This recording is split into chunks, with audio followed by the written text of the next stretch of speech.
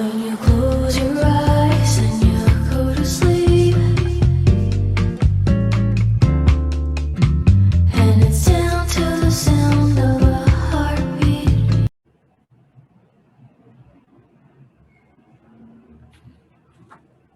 Yeah, 2 minutos passaram. Acho que podemos começar. Boa noite a todos, mais uma vez. Eu chamo-me Euclides Fumo, né? E hoje nós vamos dar continuidade aqui ao nosso conjunto de temas da nossa plataforma de conversa, que é a Keto Talk. E hoje nós vamos falar da formação de engenheiro angolano no século XXI. Como o tema é muito abrangente, nós vamos nos focar aqui nos constrangimentos e também nas soluções. Né? Para tal, nós convidamos aqui o Dr. Aires Veloso, né? Foi meu professor na altura que eu fazia a licenciatura. O Dr. Veloso foi o decano da Faculdade de Engenharia da Universidade Agostinho Neto entre 1985 a 1988. É PhD pela Universidade de Aveiro em 1996, com distinção e louvor. É cofundador da Faculdade de Engenharia da Universidade Católica de Angola em 2000, no ano de 2000. É o primeiro decano da Faculdade de Engenharia, na qual foi decano há 14 anos e atual coordenador do curso de Engenharia Informática da Universidade Católica. Então, professor Veloso, vou dar a palavra também para se apresentar a todos aqueles que nos assistem. Obrigado. Eu acho que tu já tiveste a oportunidade de dizer tudo sobre mim, não tem mais nada a dizer, né? Não sei se há algum dado particular da minha pessoa que, além de ter nascido no Sumbo, né? Tenho que corrigir que eu fui o primeiro decano durante 14 anos, não é há 14 anos. Durante 14 anos. Exato. Mas vamos então dar início à nossa conversa de hoje, né?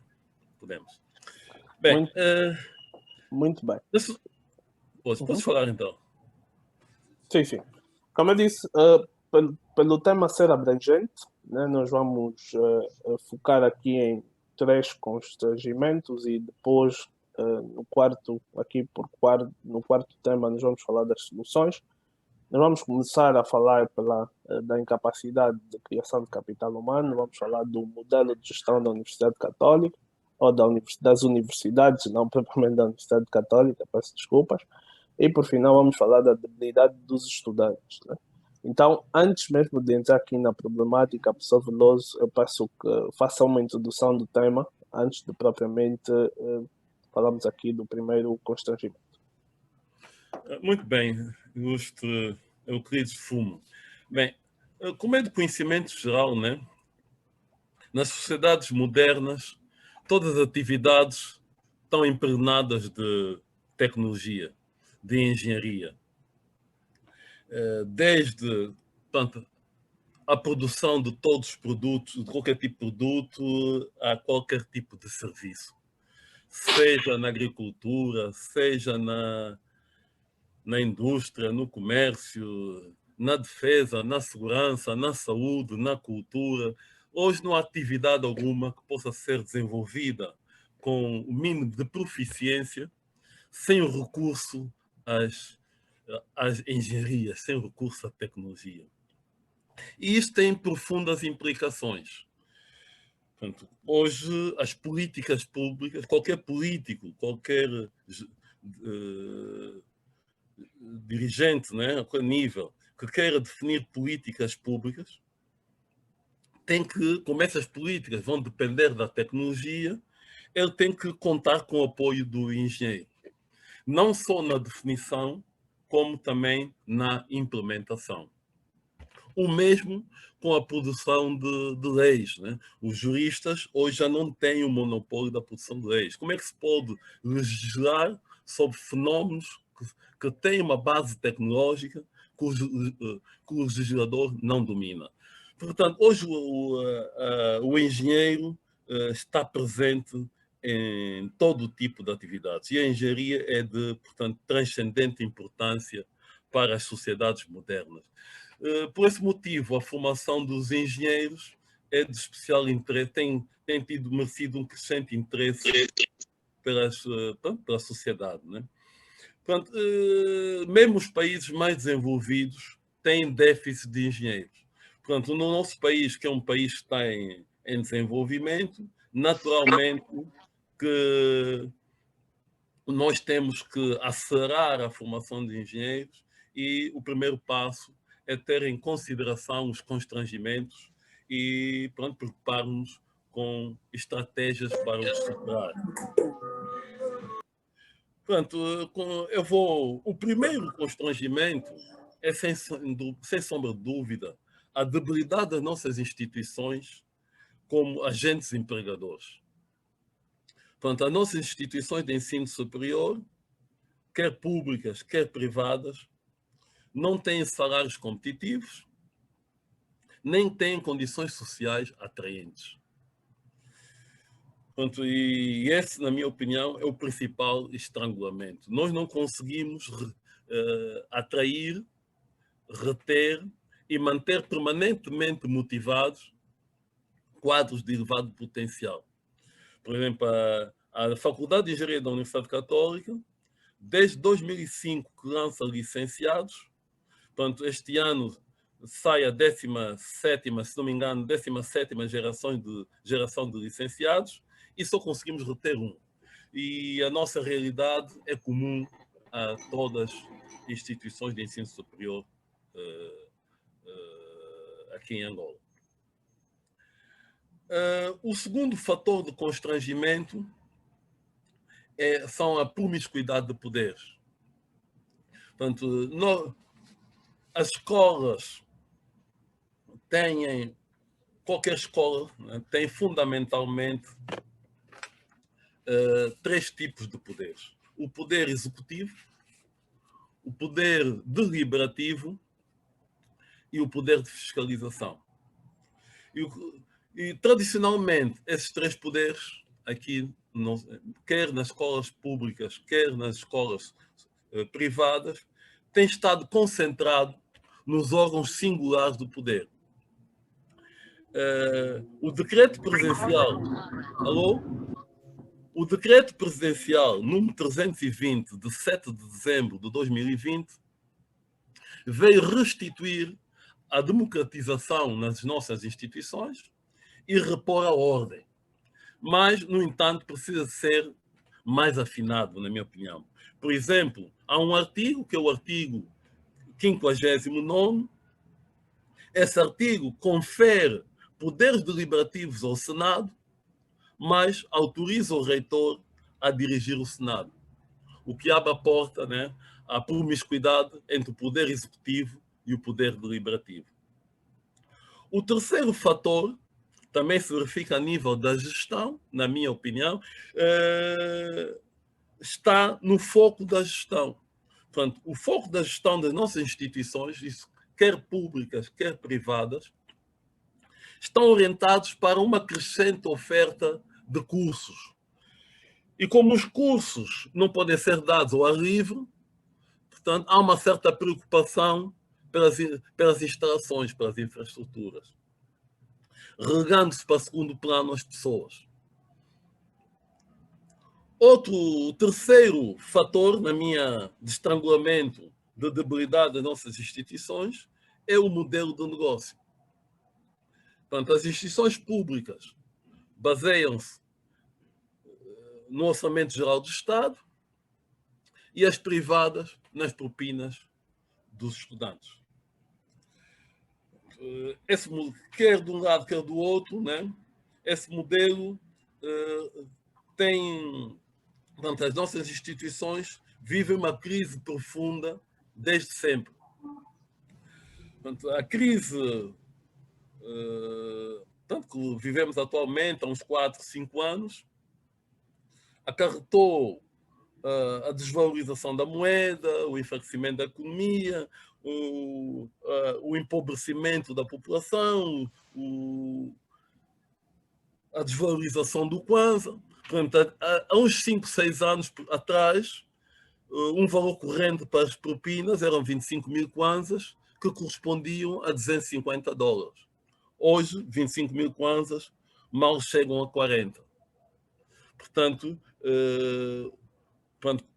já estavam em crise e atualmente, portanto, veio a ruptura por completo. Quer dizer, as universidades privadas não são sustentáveis com esses valores.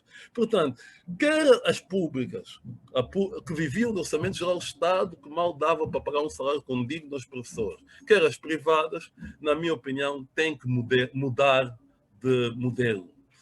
E veremos isso daqui a bocado. Portanto, o próximo fator, o quarto, é a debilidade dos estudantes. Portanto, os estudantes provenientes do ensino médio vêm muito debilitados. Portanto, não têm maturidade estudantil, não têm cultura de estudantes, têm grandes debilidades, quer ao nível de raciocínio dedutivo e lógico, têm grandes debilidades ao nível de domínios fundamentais, como a matemática e física, têm dificuldades na interpretação do texto, na comunicação quer escrita, quer oral. A maioria não domina a língua inglesa, que é a língua da tecnologia e da globalização. A maioria também não tem conhecimentos básicos de tecnologias de informação e comunicação, e a quase totalidade nunca tinha utilizado um computador. O outro estrangulamento, né, é a não atualização dos currículos. Portanto, face às grandes debilidades académicas dos estudantes, a maior parte das instituições do ensino superior tinham criado um ano zero, um ano propedêutico, para fortalecer, digamos, as competências estudantis. Por razões objetivas, que também não importa serem escalpelizadas de momento, o Ministério do Ensino Superior cancelou o ano zero. Por outro lado, o Ministério, que até essa altura ia aceitando a regular atualização dos currículos, decidiu também fazer a homogeneização dos currículos. E desde então não tem aceitado qualquer proposta de atualização. Infelizmente, esse processo de homogeneização tem sido polémico, né? E ainda não foi concretizado, e até agora, portanto, estamos a cerca de 6 anos, não há atualização. Com o fim do ano zero e a não atualização dos currículos, portanto, essa situação tem criado graves constrangimentos no nosso processo pedagógico, né? Portanto, há uma série de outros constrangimentos que, na minha opinião, se os principais que eu foquei forem ultrapassados, os outros, pela dinâmica do processo, também serão removidos. Não sei se o engenheiro... Eu iria passar agora para apresentar propostas de superação dos constrangimentos. Não sei se o engenheiro Euclides tem alguma questão a colocar.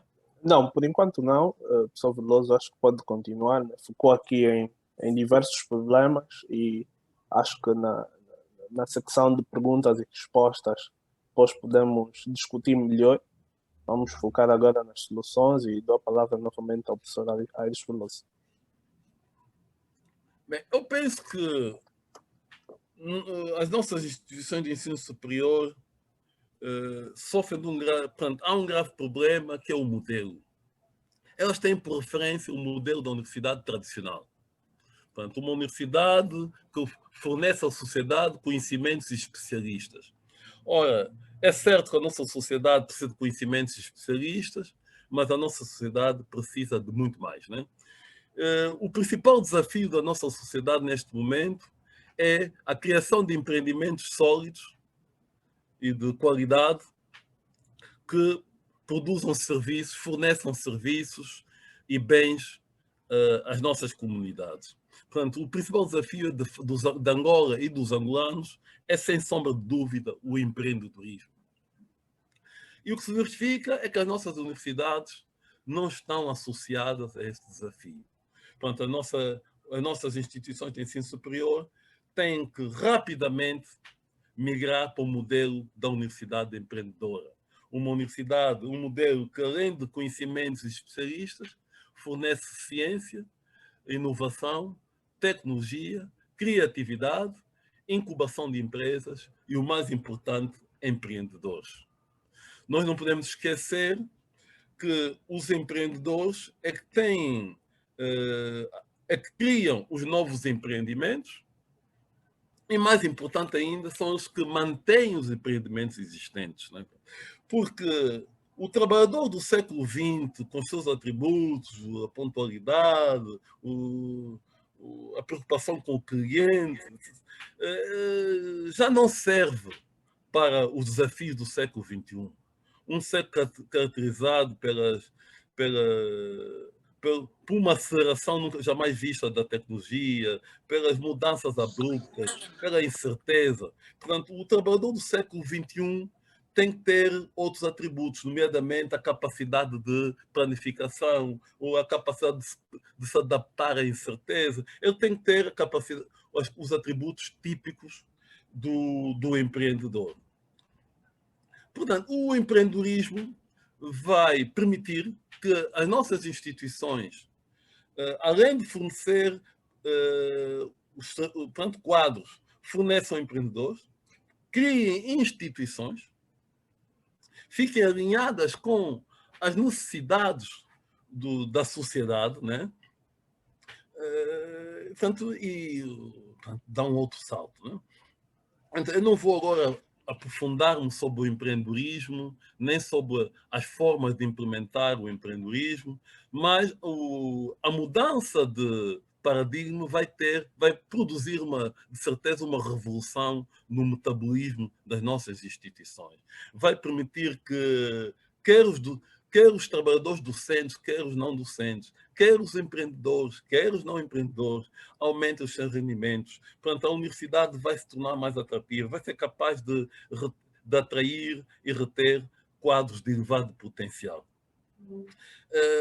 Outro aspecto importante é que as instituições de ensino superior vão depender mais da investigação e da prestação de serviços, que irão fornecer a maior parte dos seus rendimentos, quer nas públicas, quer nas privadas.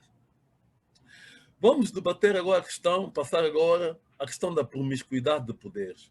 Portanto, é necessário, né, que a legislação assegure que os órgãos singulares do poder fiquem concentrados com o poder executivo e que o poder deliberativo, o poder de fiscalização, fiquem entregues aos órgãos colegiais de poder. É evidente que os órgãos singulares de poder podem participar nos órgãos colegiais, mas de forma alguma podem ocupar postos de liderança. Outro aspecto importante é que os órgãos colegiais têm que criar comissões especializadas, comissões técnicas, para a fiscalização, o acompanhamento da atividade dos órgãos singulares. Portanto, a terceira sugestão que eu coloco, né, é a criação de uma instituição mais humana. O que é que se verifica? Tradicionalmente, as nossas instituições estão focalizadas,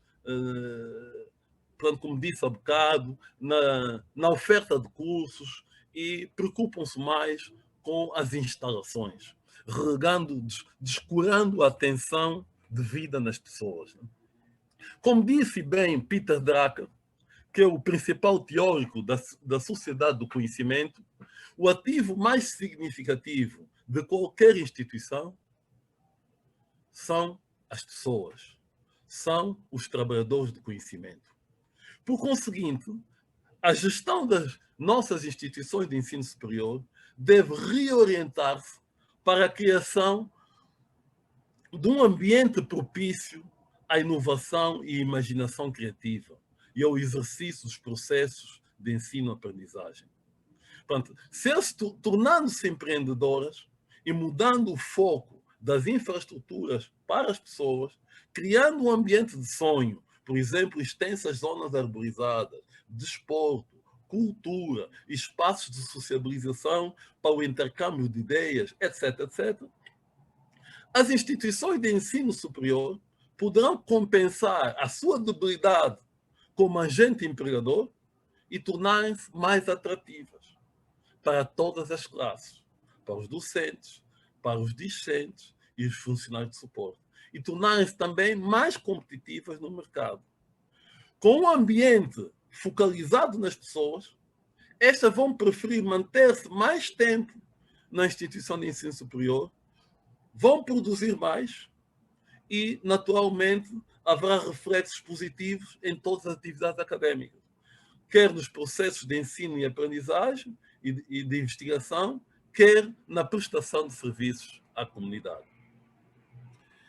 Em relação à atualização dos currículos, eu proponho que, portanto, eu lanço um alerta, portanto, há um esforço de homogeneização dos cursos, dos diferentes currículos.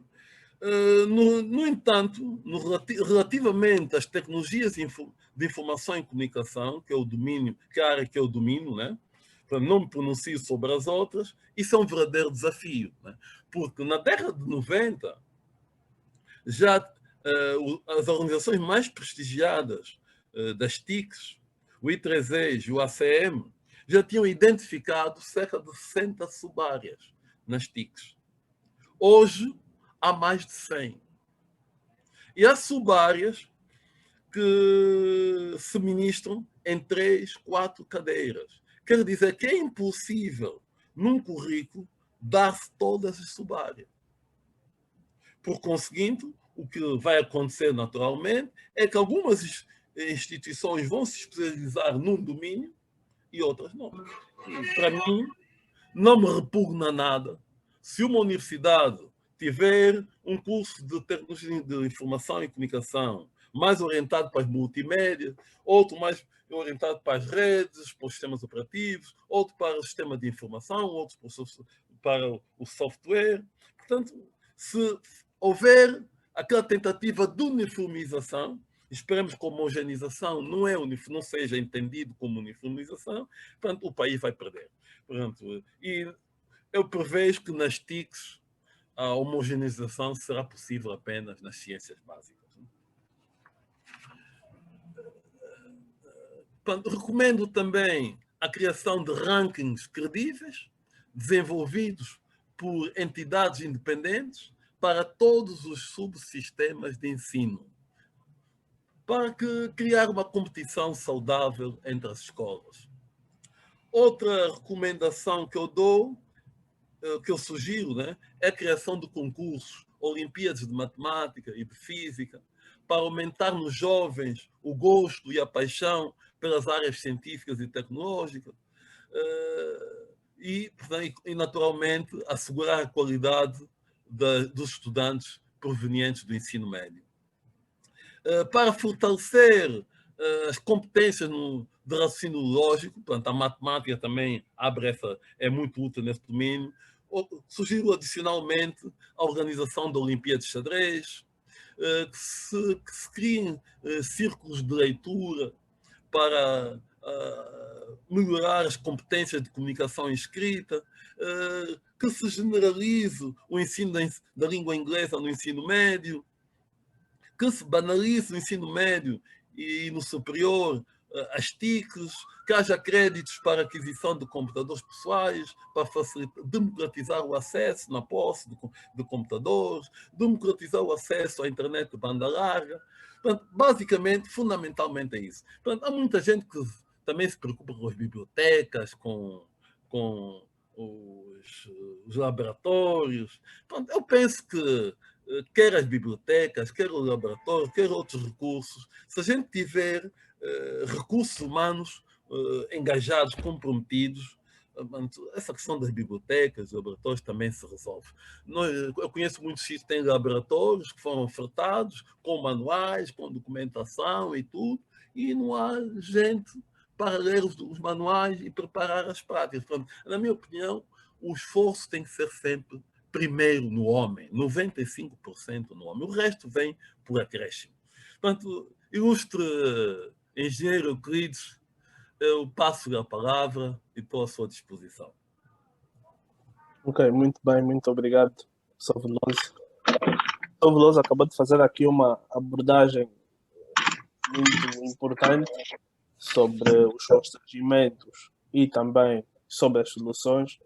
Acho que todas essas soluções propostas, professor Veloso, dariam aqui um belo livro, né? E acho que tem de ser encaminhado também às autoridades competentes. Pronto, antes de passar aqui a palavra aos nossos internautas que nos estão a assistir, eu queria só fazer aqui uma pequena abordagem, né? Ou uma pequena pergunta. Muitas das soluções que o professor Veloso aqui citou têm ou precisam de algum envolvimento, né, do governo. Como é que o professor caracteriza atualmente essa, digamos, essa parceria entre essa parceria entre o governo atual e, digamos, as universidades na faculdade de engenharia em geral? Bem, eu penso que há dias, foi terça e quarta, houve uma conferência que foi organizada pelo Ministério do Ensino Superior, precisamente focada no ensino das engenharias. Pronto, eles reuniram todos os stakeholders, pronto, todas as entidades que direta e indiretamente estão relacionadas com o ensino das engenharias, atores externos, foram todos convidados. O que pressupõe que o governo está preocupado, né, com esta problemática. Eu também fiz uma curta intervenção e foi com prazer, né, que eu notei que a ministra do Ensino Superior acolheu com muito interesse a minha curta intervenção. Portanto, eu acho que temos que dar tempo, né? Temos que ver, ainda é prematuro, né? Mas o que é certo é que é importante que o orçamento para a educação aumente, que no mínimo sejam atingidos os indicadores recomendados pelas organizações internacionais. Acho que, se não me engano, para países como o nosso, o ensino devia ser a entidade, a estrutura mais priorizada, né, mais favorecida, com 20%. Nós estamos longe disso, mas sente-se que de ano para ano tem-se vindo a aumentar, digamos, o orçamento da educação.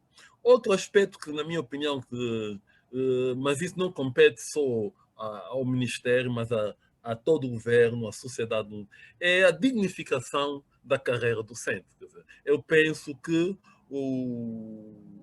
os professores, a todos os níveis, ensino de base, ensino médio, deviam ser a classe mais dignificada, melhor paga. Portanto, isso é o que acontece na Alemanha. Por exemplo, eu lembro-me que a Angela Merkel, né, que foi até, que tem sido, não sei se ainda é, mas acho que ainda é a chefe de governo do governo alemão. Uma vez os juízes interpelaram, porque eles são juízes, precisam, não sei, o estatuto especial, não podiam ganhar menos que os professores, e ela calou-lhes a boca com um simples argumento: você não pode ganhar mais que os professores que vos formam. Pronto. Na Alemanha, um professor de topo da universidade ganha mais que um deputado. Como é que nós vamos querer ter um ensino de qualidade se os melhores não ficam na educação? Pronto, eu falei da má qualidade dos estudantes, mas também há má qualidade dos professores. Temos que reconhecer, temos que ser honestos, não podemos só ver de um lado. Mas pronto, a má qualidade dos professores não é concurso de pedagogia. Pronto, a incapacidade não é pedagógica.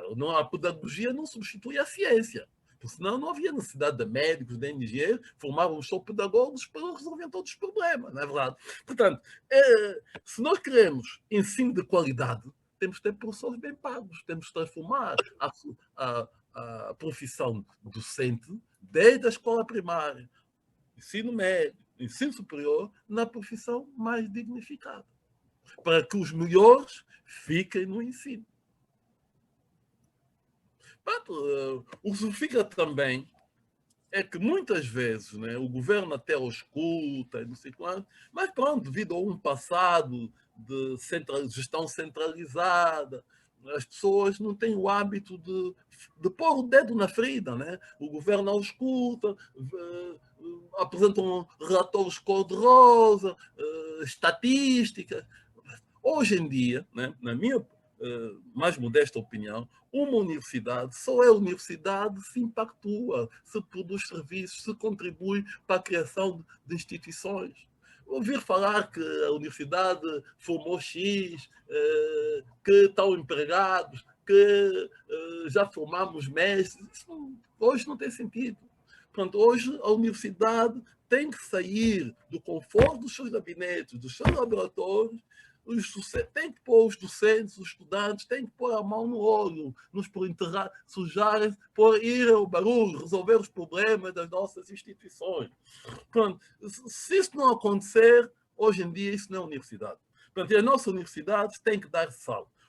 Os problemas, e quando o governo convoca as nossas, é para eles, as pessoas dizerem os problemas, não é para estarmos com contos de fadas, etc. Mas outro problema que também eu alertava para o governo é quando organizasse esses fóruns, por tradição, os membros do governo, alguns aparecem, abrem, depois vão embora.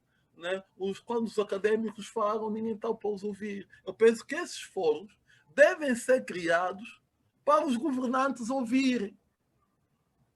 Ouvir os problemas e ouvir as sugestões. Se eles intervirem, deviam ser no fim.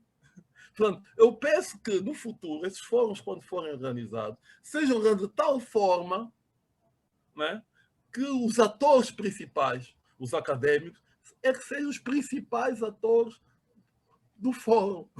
E eles também têm que perder aquele hábito, o medo de expor os problemas. Não é? Pronto, se queremos melhorar, temos que expor as nossas debilidades. Não sei se me faço entender. Né? E, naturalmente, apresentar os problemas e propostas de solução. Muito bem, muito bem. Pronto, acabamos de ouvir aqui uma abordagem holística sobre os constrangimentos e as respectivas soluções. Nesses últimos 20 a 30 minutos, eu vou dar aqui o espaço a toda a gente que nos assiste para fazer perguntas. Já temos aqui uma contribuição do Aidu de Menezes. Não sei se o Aidu pode pronto, ligar a câmera, se identificar e fazer a pergunta como tal. E quem quiser, obviamente, fazer pergunta, o Zoom tem aqui uma funcionalidade de assinalar as mãos, né? E eu vou dar a palavra para endereçar aqui a pergunta ao professor Veloso.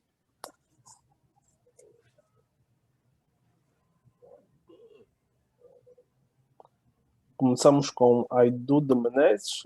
Aqui diz um dos aspectos que gostaria de ver referenciado relaciona-se com a investigação e a relação entre a formação dos estudantes e a perspectiva de emprego.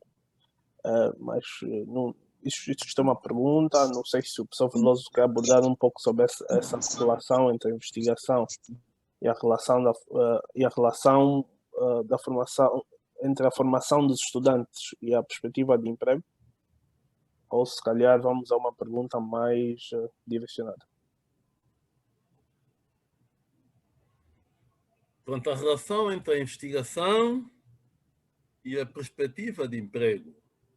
Bem, eu não sei como é que... Bem, eu diria o seguinte, né? Portanto, um dos problemas que as nossas instituições de ensino superior têm, por terem por base o modelo tradicional, por não se organizarem para a prestação de serviços, portanto, automaticamente, portanto, eles têm graves problemas financeiros. Portanto, a investigação tem custos. Né? Por outro lado,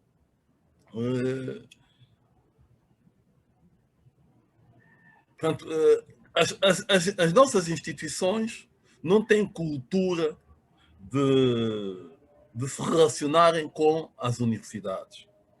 Portanto, nós vemos, né? Temos inúmeros exemplos. Né? O país construiu uma série de centralidades.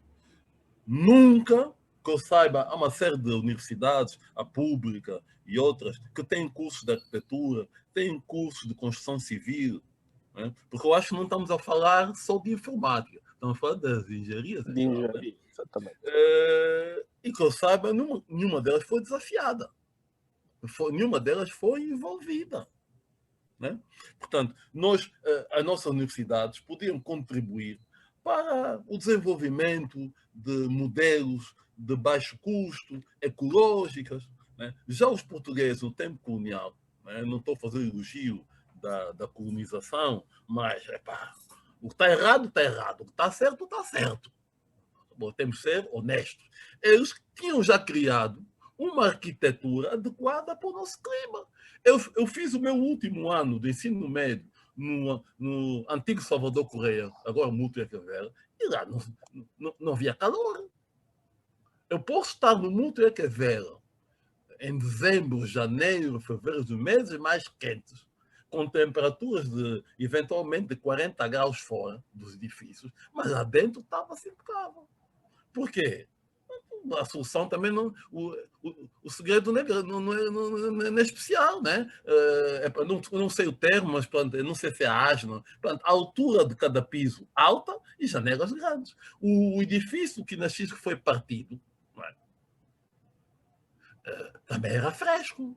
Pronto, agora vemos aqui um monte de prédios que só funcionam com ar-condicionado, temos debilidades de energia, esses prédios consomem um monte sem energia, esses prédios não funcionam. Pronto, os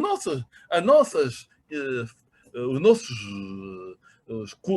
cursos de arquitetura e de engenharia civil poderiam ser desafiados para construções de baixo custo, ecológicas, que pudessem produzir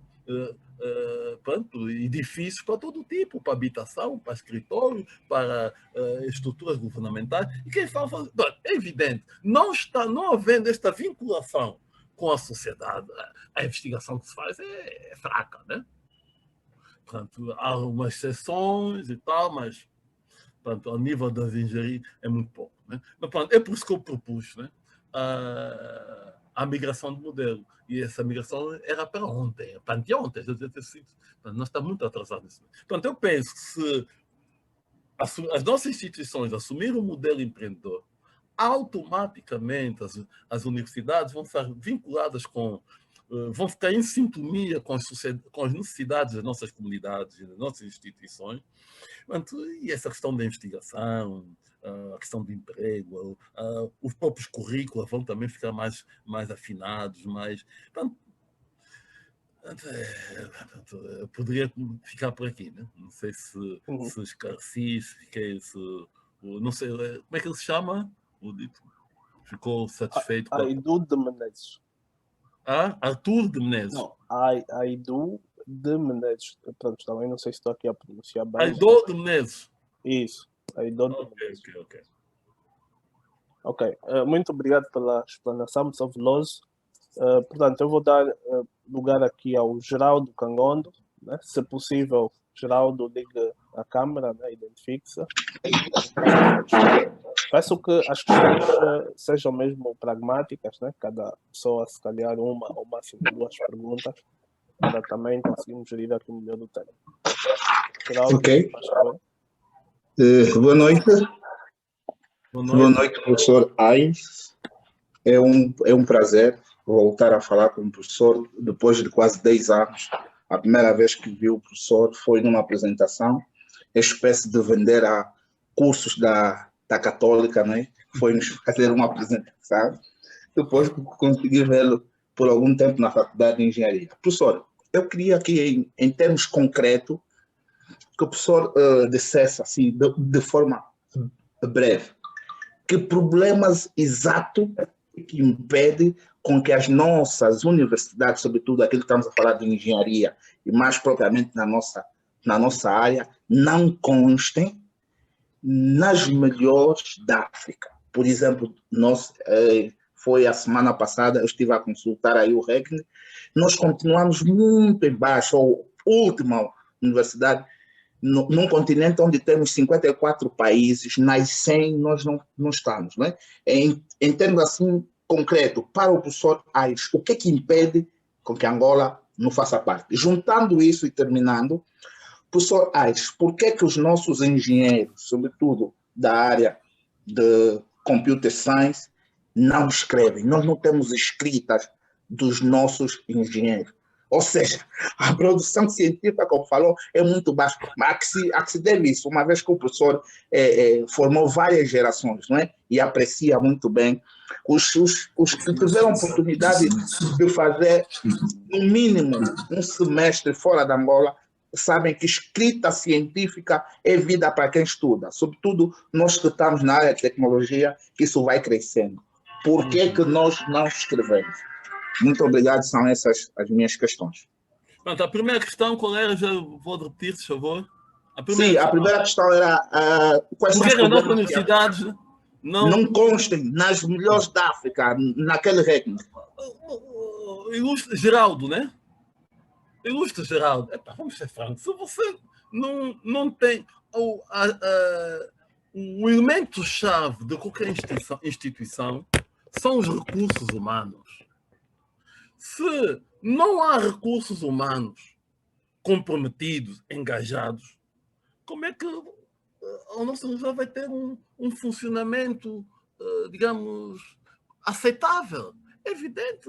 A nossa universidade sobrevive à base de carolas, de professores colaboradores. Portanto, eu penso que... Porque eu estive em Moçambique numa conferência, se não me engano foi em 2001, ou 2002. E eu fiquei admirado. Moçambique não tem os recursos que nós temos. Mas eu fiquei admirado com a dinâmica da Universidade de Eduardo Mondlane. O que é que eu verifiquei? A Universidade de Eduardo Mondlane é o agente empregador mais prestigiado em Moçambique, em Maputo. Quer dizer, ser professor da Universidade de Eduardo Mondlane, naquela altura, quando estive, se me engano, foi em 2002, era disputado. O que eu penso é que Angola, como foi abençoada com uma série de riquezas, recursos naturais, né? Petróleo, todas as províncias têm diamantes,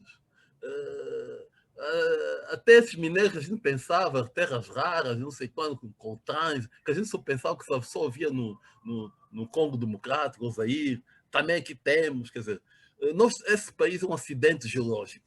Todas as províncias têm diamantes. Todas. Portanto, isso, em vez de ser uma bênção, é uma maldição. Nós perdemos a cabeça, perdemos o norte. Portanto, e quando está desnorteado, perde a noção, não tem foco. O problema, eu acho que fundamental é esse, porque as dificuldades aguçam o engenho. Não sei se o senhor está a perceber. Pronto, eu penso que já temos cerca de 46 anos de independência, o fim da era do petróleo. Portanto, como vocês sabem, os países mais desenvolvidos já anunciaram para 2050 o fim da era do petróleo. Portanto, a partir de 2050 já não vão, em princípio, os países mais desenvolvidos, e como vocês sabem, são eles que determinam as tecnologias, portanto, combustíveis fósseis, aquecimento global, não sei quantos, envenenamentos, não sei quantos, vai acabar, vão ser substituídos por fontes portanto, já sabe que o petróleo vai ser substituído pelo hidrogênio, o custo da combustão produz água, não produz aquecimento global, não produz produtos tóxicos, e naturalmente os países asiáticos que vão ser, prevê-se no futuro breve, o testemunho vai passar, o centro de gravidade do mundo vai passar para lá, vai também adotar o mesmo. Então, acha que a Índia ou a China vão continuar a comprar o nosso petróleo, podendo usar o hidrogênio, quando o hidrogênio extrai-se da água. Portanto, aproxima-se uma grande mudança que vai ser trágica para nós. E eu acho que com as dificuldades vamos ganhar juízo. O que se passa aqui é que não é só o governo, é o povo em geral. Você vê os nossos estudantes lá fora, eu estive lá fora. O nosso estudante tinha um complexo de rico. O estudante de Moçambique, o estudante de Cabo Verde, de Santo Tomé, da Guiné, viviam só com a bolsa portuguesa, que era uma coisa simbólica. Os nossos estudantes, além da bolsa portuguesa, recebiam a bolsa do INAB. E quando chegava atrasado, ainda faziam confusão, porque não sei o quê. Mas pronto, era um direito, e tinha um direito a fazer confusão. Mas o nosso estudante, você vai num quarto do estudante cabo-verdiano, aquilo é mesmo o mínimo, tem a mesa, a cadeira e a cama. O estudante angolano tinha a aparelhagem de top. Eu que era de FUMEM, eletrônica e telecomunicações, tinha menos cultura de áudios e de alta fidelidade que o nosso estudante. Portanto, essas manias das grandezas, etc, etc. Nós temos essa coisa das megalomanias, etc, é que nos levam a essa situação, mas é uma questão cultural. Mas eu acho que isso vamos ganhar juízo e vai entrar no lugar. Não sei se em relação aos livros, a elaboração dos livros, mas eu também estou em falta, né? Pronto, também até agora nunca escrevi no livro e sinto que a pergunta é dirigida, né? E vou responder diretamente. Vamos lá ser francos. Há tanto livro agora, livros em PDF. Fazer um livro, né, exige um esforço terrível. Para depois ninguém vai, aquilo não vai ter rentabilidade. Com a dinâmica do processo, os livros rapidamente ficam obsoletos. Quer dizer, não sei, não há muita motivação para escrever um livro, vou ser franco, né? O livro fica caro, não vai rentabilizar o livro, também depois estar a obrigar os estudantes a comprar o livro, se não usar o livro à força, fica mal, não é ético. Mas eu penso que nós, quer dizer, não estou a dizer que os nossos docentes não devem escrever livros, não estou a dizer isso, mas eu acho que o nosso principal esforço é ser interventivo na sociedade. Nós, como engenheiros, temos, além de darmos aulas aos docentes, tem que fazer sistemas. É isso que eu estou a tentar fazer. Criei uma startup na Alcatório. Durante a startup já tem 3, 4 anos, mas os primeiros anos foi para esquecer, ninguém nos conhecia, ninguém confiava, mas o ano passado a coisa já começou a mudar de figura, né? Já temos aí alguns projetos e há a perspectiva de se crescer explosivamente. Eu acho que é nesse caminho que temos que andar. Ser atuantes. Quer dizer, eu tenho que chegar a uma certa altura e poder me gabar. Olha, meu filho, meu neto, esse sistema que está ali, fui eu que fiz. Penso que é nessa direção que todos temos que caminhar. Os engenheiros angolanos. Os engenheiros têm que ter presença na produção, mas não é fazer um livro que ninguém lê, é fazer coisas que tenham impacto na vida do cidadão comum, nas nossas instituições, etc. Não sei se o senhor ficou satisfeito. Não, acredito que sim. Geraldo, está satisfeito com a resposta? Penso que sim. Podemos passar para outra questão? Sim, pois. Para gerirmos melhor o tempo, vou passar aqui ao Marranjal. Marranjal já tem a câmera ligada. Vou só pôr aqui o spotlight, só um momento. Ok, obrigado, caro anfitrião, engenheiro Euclides, ilustre doutor Hélio Veloso. Está a ser um encontro interessante, bastante rico, e eu gostaria também de participar colocando uma questão. Mas antes da minha questão, eu quero pegar essa última deixa aqui dos livros, só para ilustrar uma experiência aqui que eu tive e a dificuldade que é um estudante ou qualquer profissional da área de tecnologias ter acesso a livros aqui no nosso país é algo terrível, é muito difícil mesmo. Eu lembro, há uns anos atrás, aquela altura em que para viajar, ou seja, para ter acesso aos cartões de crédito ou a dólares, tinha que ter bilhete de passagem. Eu tenho comprado com frequência livros no Amazon ou em lojas virtuais e depois fazer uma ginástica, mandar para o Brasil ou mandar para Portugal, depois quem tiver a vir, trazer aqui. Eu sempre que faço esse exercício, imagino os estudantes que não têm sequer acesso a essa possibilidade. E eu, então, dirigi-me ao banco para tentar adquirir dólares para comprar um livro, e a senhora gerente, gestora do banco, me disse que para livros não é possível. Para livros não é possível, não estava na folha, lá na lista, daquilo que era permitido adquirir divisas. E depois ela me disse, se fosse para viagem, tudo bem, mas para livro, para comprar livro, não tem como você fazer isso. Era só para trazer aqui um pouco. Eu acho que para produzir livros, nós precisamos de ter acesso a livros, ler livros, e nós não temos esse acesso. Nós não temos essa possibilidade de ter literatura técnica, especializada. Ela exige, mesmo que for digital, mesmo que for e-book, etc., é muito difícil ter esse acesso se nós não tivermos acesso a divisas, a cartões de crédito, a cartões Visas e etc. Fica extremamente difícil. E é um exercício tremendo para se ter acesso a esse material. Tem que ter uma ginástica terrível mesmo. Mas a minha questão para o doutor Aires era em relação... Estava a falar no princípio dos paradigmas de mudança, né? Algumas das recomendações.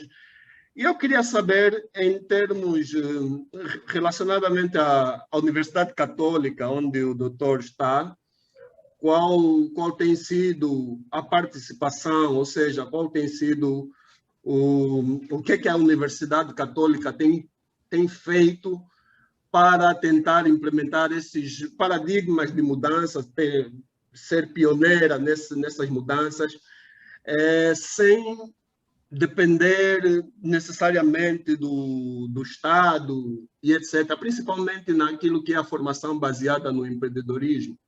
Será que há a possibilidade da Universidade Católica tornar-se pioneiro nesses paradigmas, implementando de alguma forma essas algumas mudanças que se espera no processo de ensino das engenharias ou de engenharia aqui no nosso país, principalmente aquilo que é focado na formação lá dentro mesmo da Universidade Católica? Essa é a minha questão. Obrigado. Bem, eu ia dizer o seguinte, em relação a questão dos livros a nível, na minha área, nas outras áreas eu não sei, não vou falar sobre as outras áreas porque não são as minhas áreas, nem seria ético, mas na minha área há muita literatura disponível e gratuita. Eu, inclusive, quem quiser, eu posso dar. Eu tenho, não sei, centenas de livros virtuais, pronto, que se eu tiver, não sei se você é da área das tecnologias de informação, pronto, eu tenho muitos livros e estou disponível para dar uma cópia de toda, porque foi trabalho de downloads de anos. Eu tenho a impressão que há um site de onde eu tirei tantos livros, acho que eles detectaram, puseram na lista negra, que nem consigo entrar mais. Portanto, se você estiver interessado, eu disponível. Eu, em todas as cadeiras que eu dou, no primeiro dia de aulas, dou o programa, o método de avaliação, a bibliografia, o método de avaliação e dou versões eletrônicas dos livros de suporte, quer o livro principal, quer de outros livros alternativos. Portanto, na nossa área, eu penso que não é por falta de livros que o estudante vai ter problema. O que se tem verificado é que o nosso estudante já vem de trás, sem cultura de estudante, sem hábitos de leitura, e são raros os que leem. Eles querem chulas, copiar os slides que o professor dá, mas não é por falta de livros que os meus não têm problema de aproveitamento. E que eu saiba, pronto, em quase todas as áreas das tecnologias de informação há muito livro gratuito. Não é por falta de livros que o nosso estudante, pelo menos nas tecnologias de informação, não é. Não acredito. Agora, noutras áreas, não sei. E um dos problemas dos livros é que ficam desatualizados rapidamente. Rapidamente. É por isso que muita gente hoje escrever um livro é complicado. Lá fora, porque eu também estive lá fora, eu sei a realidade. Os professores têm uma estrutura de suporte. Quem escreve não são eles. Se não ver o bem o livro, tem lá vários nomes. Ele orienta, ele diz a estrutura e a quem escreve. Pô, assim também era bom. Pô, aqui temos que reconhecer que a vida aqui não é fácil, não tá? A vida aqui é dura.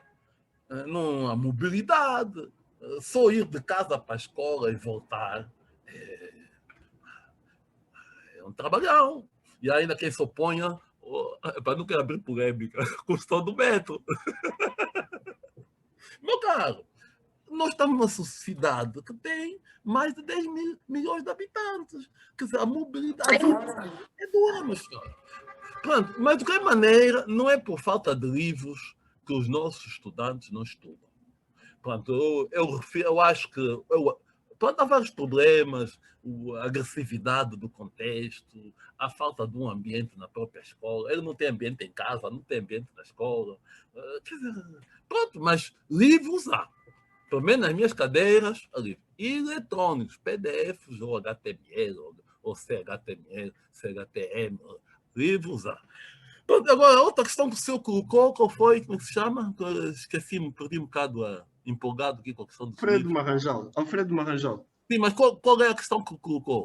Eu coloquei em relação à formação baseada no empreendedorismo. O empreendedorismo na nossa universidade. Bem, isso é um desafio violento, meu caro. Muito grande. E a gente compreende porquê. Né? As pessoas,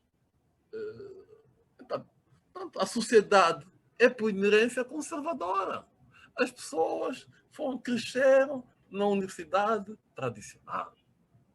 Só essa universidade que elas conhecem. Né? Naturalmente, as pessoas, uma característica das pessoas temer o novo. E há enormes resistências. Eu sou dos primeiros a fazer empreendedorismo nesse país. Pronto, basicamente, estou desde 2002, mais ou menos, falando de empreendedorismo.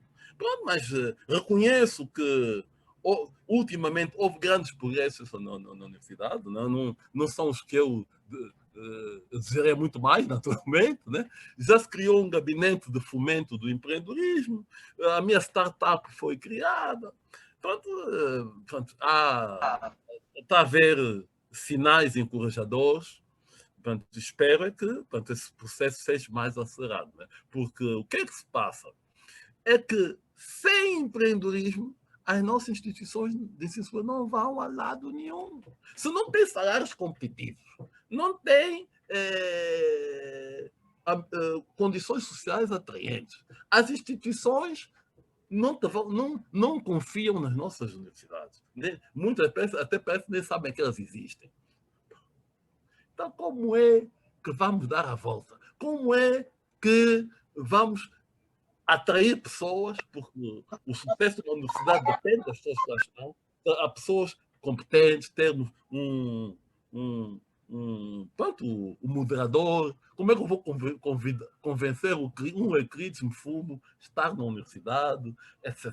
Complicado. Porque sem gente, o foco de qualquer... Não pode haver super tecnologias, automações, novas tecnologias, mas a chave é sempre o homem. Senão não conseguimos atrair esse homem. Eu penso que já falamos do empreendedorismo. A Universidade Católica já começou o processo, né? Não sei como é que está nas outras universidades. Nessa conferência em que participei, organizada pelo Ministério do Ensino Superior, pareceu-me ter visto que uma universidade, acho que no AMBO também, já tem umas startups, também estão estão também a avançar nesse aspecto. Mas eu penso que esse processo, né, mal uma universidade tiver sucesso, as outras automaticamente, para não ficar para trás também, vão... há muitos problemas, né? Os promotores, a cultura. Mas eu penso que não há outra alternativa. E agora, com a crise, então... Bem, não sei se o senhor é Dorivaldo Piedade, né? Não. Ficou esclarecido, se precisa de mais um esclarecimento adicional, um reforço da minha... Não, o Maranjão já fez sinal que está esclarecido. Antes de dar aqui a palavra ao Quiosa, vou dar a palavra ao professor Ives. O professor Ives está aqui na chamada e tem algumas palavras a dizer aqui ao professor Veloso. Não sei se o professor Ives já pode ligar aqui a câmera. Então.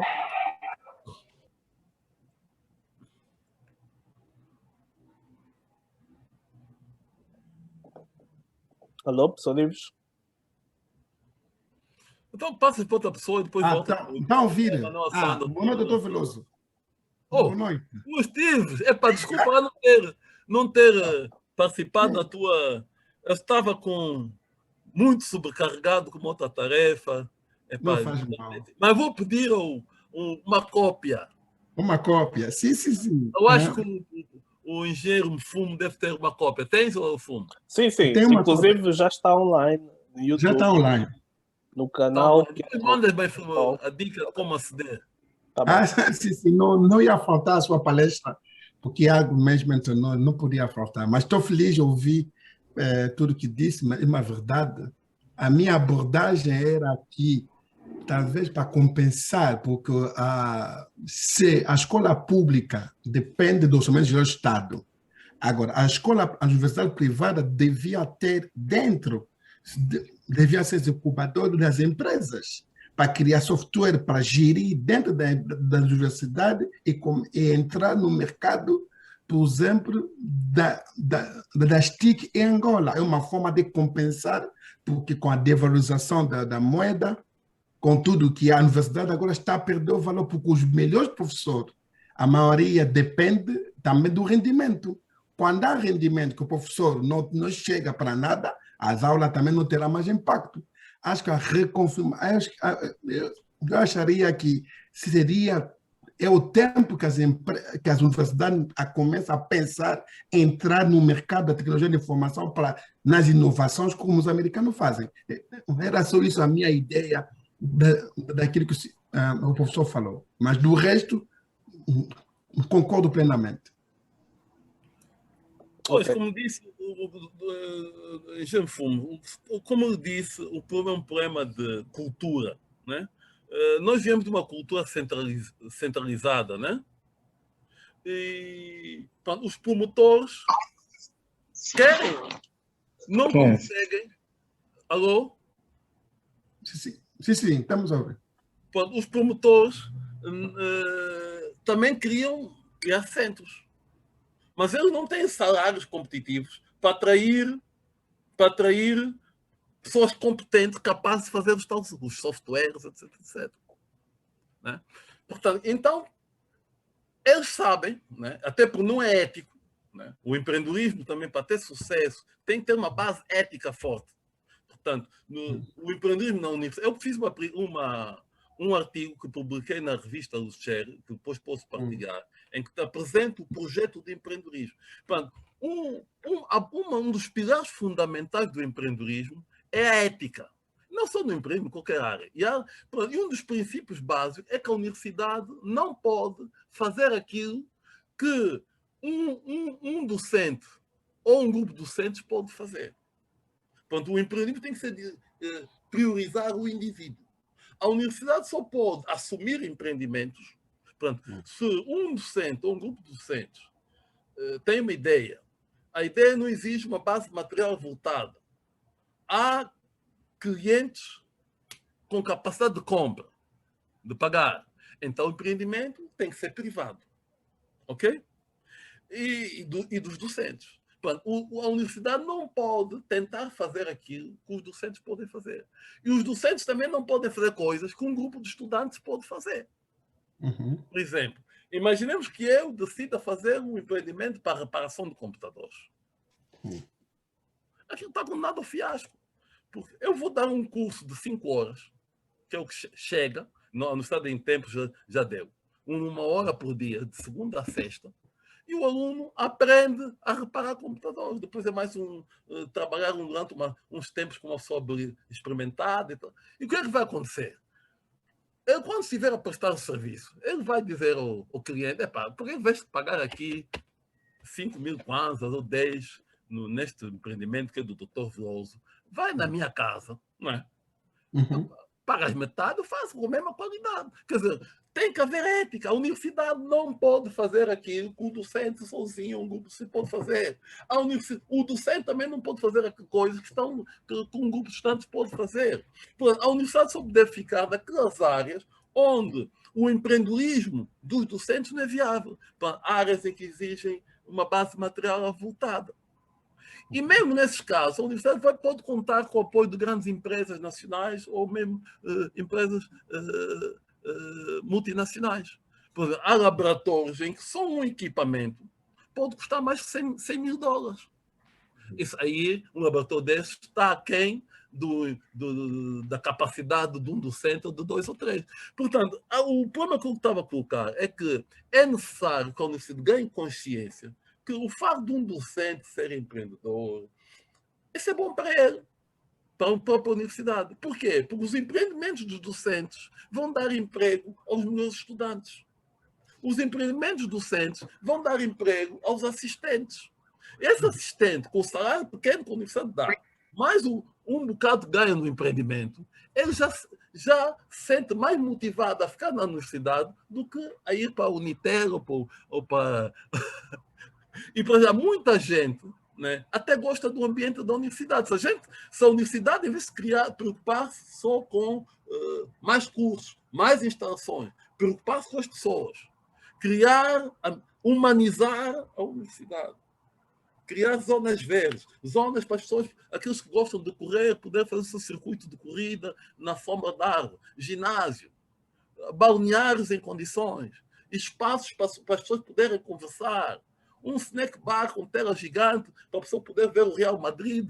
As pessoas terem ali uns batidos, umas frutas baratas. Um batido vai custar 600 kwanzas, 800 kwanzas para fruta. Não se aceita.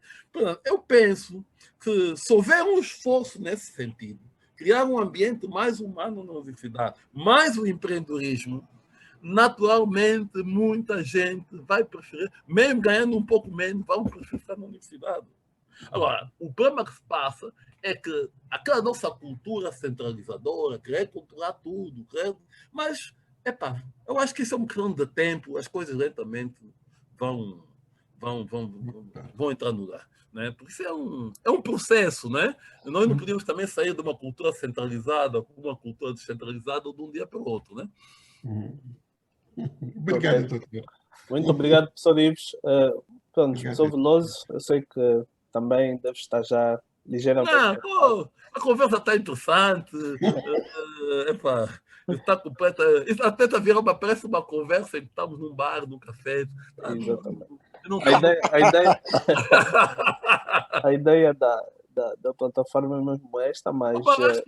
Mas a Manuela Santos quer falar, não sei se quer dar a palavra. Sim, tem aqui o Quioso Evaristo. Sim, pois. Vamos agora contar com mais 3 perguntas, né? Também temos aqui um limite de tempo. Vou dar a palavra ao Quioso Evaristo. Quioso Evaristo, faz favor. Ok, boa noite a todos. E antes quero agradecer à organização por mais um tema muito importante para o nosso país. E também agradecer por ter a honra de 2 gurus aqui. O professor Aires Veloso, conheci em 2006 no da Lara, quando foi fazer aí algumas exposições com os estudantes da Católica, para os estudantes do médio que quisessem ingressar para a universidade, eu conheci ali. E também ao engenheiro Ives, que trabalhei na empresa dele por muito tempo e tenho muito respeito por ele. Hoje que eu sou graças a eles. É o seguinte, eu tenho aqui algumas questões a tecer. Eu também já leciono há um bom tempo na universidade, esse é o meu 5º ano, e tem muitos problemas na área de engenharias que precisam ser resolvidos. A primeira questão é acerca do acesso. É muito triste do acesso à universidade, os requisitos para acesso ao curso de engenharia.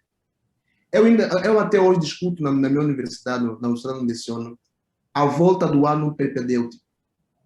Engenheiro, olha, eu no 4º ano, eu leciono uma cadeira, quando comecei a lecionar, comecei na cadeira de estágio supervisionado em programação. Eu encontrei estudante na cadeira de engenharia de software. Eu, para fazer, por exemplo, para dar a introdução, pedi que o estudante explicasse o que é o software e o que é engenharia. Um estudante do 4º ano não sabia, quer dizer, a turma completa não sabia o que era engenharia. Numa aula de programação, o estudante não sabia calcular, por exemplo, divisão de frações, foi calcular mínimo múltiplo comum. E eu fui dando conta que um dos problemas está no acesso. A universidade que o estudante, para poder se matricular, não importa o curso, só tem cultura geral de língua portuguesa, mas o estudante vai fazer engenharia. Então, esses são um dos aspectos que estão errados. E eu gostaria de fazer a seguinte questão. O engenheiro Veloso está aí e acho que tem muito contato com o Ministério. Será que o Estado digo assim, não mostra interesse vosso em contribuir para esse aspecto? A minha segunda questão é o seguinte, é a estratégia para criar uma parceria entre a universidade e a indústria.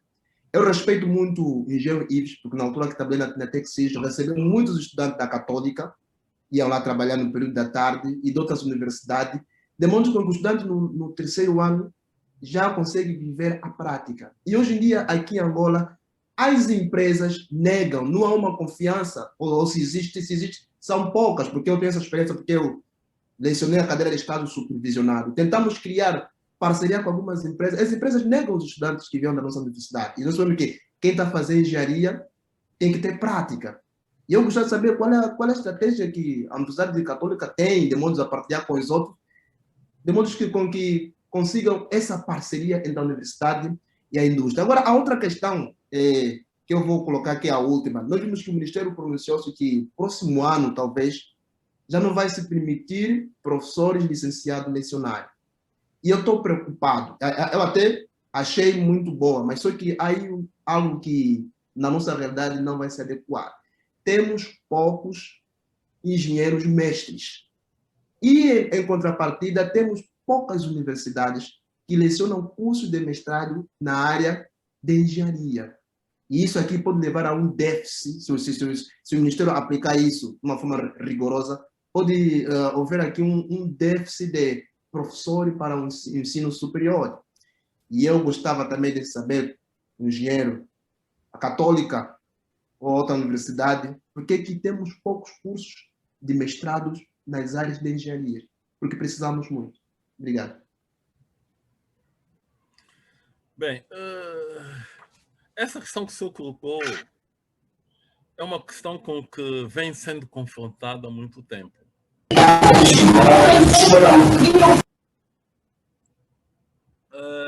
E eu vou ser franco, vou responder já taxativamente. Pronto, nós já tentámos organizar mestrados em informática. Bem, a própria licenciatura, manter a licenciatura, já tem sido um desafio enorme. O senhor não imagina a ginástica que é manter um curso em funcionamento. Há professores que assumem compromissos e à última hora desistem. Há professores, há questões que são eticamente não dá para pôr aqui, né? Há problemas muito delicados. Quer dizer, uma coisa é certa, só manter a licenciatura com os salários que a gente tem, com as condições que a gente tem, é complicado. Bem, agora, a nível de mestrados, nós tentamos organizar um mestrado. Eu identifiquei alguns doutorados, algumas pessoas que estão super ocupados. Houve um fulano, não vou dizer quem é, nem a área do conhecimento, eu dizia-se especialista num domínio. Eu disse, muito bem, até era um tópico interessante para o mestrado, apresenta uma proposta.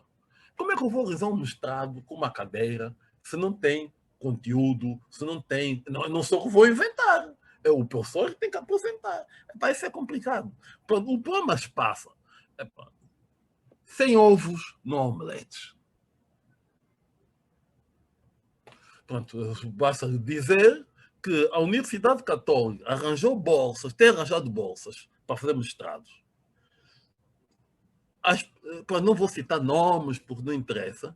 Nenhum dos que fez o mestrado está na universidade. Os primeiros ainda deram umas aulas, depois saíram. Os últimos nem já chegam ao país, nem já vão lá dar um candando, engenheiro Veloso ou engenheiro Menezes, que é o decano, obrigado, não sei o quê. Nada. Meu caro, se nós não resolvermos esse problema da dignificação do docente, não há milagres, meus senhores. Milagre é o que temos feito até agora. Ora, Jesus Cristo transformou pedras em pão e água em vinho. Nós queremos fazer o milagre de transformar o nada em algo comestível. Não pode. Eu vou convencer o indivíduo que tem seus sonhos a ser asceta. Epá, não pode. Pá. As pessoas têm que ter uma vida com mínima dignidade e é justo. Né? Se já quem aceita uma vida de austeridade, pronto, é uma opção dele. Agora, esse país tem que dignificar a função docente. Pronto, por que os juízes, os juízes têm estatuto especial, os advogados têm estatuto especial, os professores que os formam estão com estatuto de indigentes, não podem, cara. Eu acho que pus o dedo na ferida, mas tem que ser assim. Podem não gostar do que eu vou dizer, mas vou ser, todas as oportunidades que eu tiver, vou bater essa tecla. O docente tem que ser, não é só o docente universitário, o primário, se o docente universitário for dignificado, o ensino médio também não melhora de qualidade, não vamos receber alunos também melhores. Se o ensino médio for dignificado e o ensino de base não for dignificado, pode ser uma cadeia. Todas as etapas da cadeia têm que ser consideradas, não é verdade? Bem, não sei se o senhor ficou esclarecido, né? A situação é essa. Eu penso que nós temos que atacar, pôr o dedo na ferida. Essa sociedade, a nossa sociedade, por isso não é só um problema do governo, é um problema da comunidade, porque a comunidade também não exige. Tem que valorizar a função docente. Vamos imitar o que é bom dos outros. Vamos imitar a Alemanha, transformar na docência, na atividade, mais. O professor de topo da universidade tem que ter qualidade de rendimento superior do deputado, ao do juiz do Supremo Tribunal. Façam isso. E você vai ver o que é que vai acontecer. Vai ver se, em pouco tempo, o nível de ensino das nossas instituições, no máximo em 10 anos, vai sofrer uma revolução. Se isso,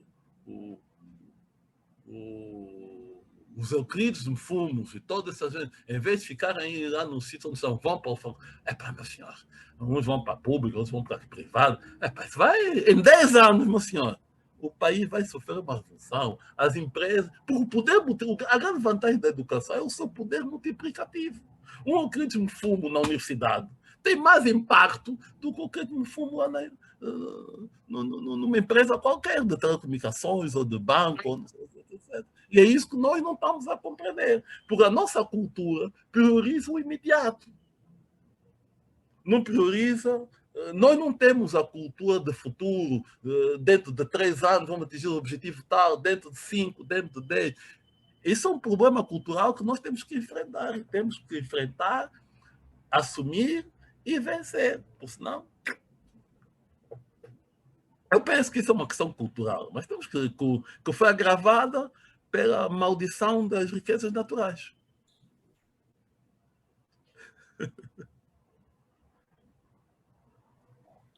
Caro Chiosa, acho que teve mais uma pergunta relativamente ao acesso.